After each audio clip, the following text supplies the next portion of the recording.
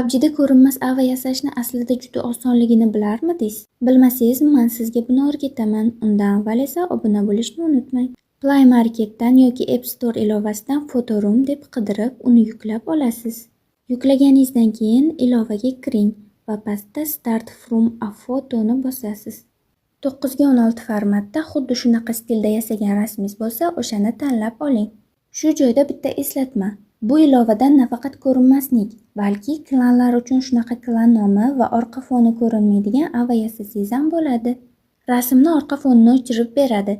Shu oyna chiqqanda Transparent'ga kirasiz va pastda Exportni bossangiz, Promoy galereyangizga saqlanib bo'ladi. Tepada qirqib olish joyi bor, unga kirasiz, pastda qalam va o'chirgich turgan bo'ladi.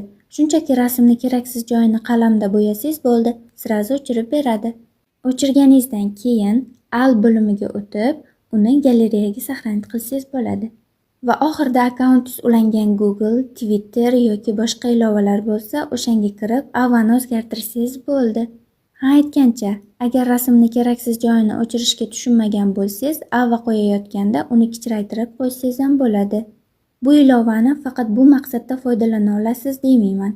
Kontent yuritadigan, xususan men ham bu ilovadan juda ko'p marotaba foydalanaman, e'tibor bergan bo'lsangiz albatta. Ava yasashda qiynalgan bo'lsangiz, Telegram kanalimning gruppasiga rasm yuborsangiz, o'zim yordam beraman.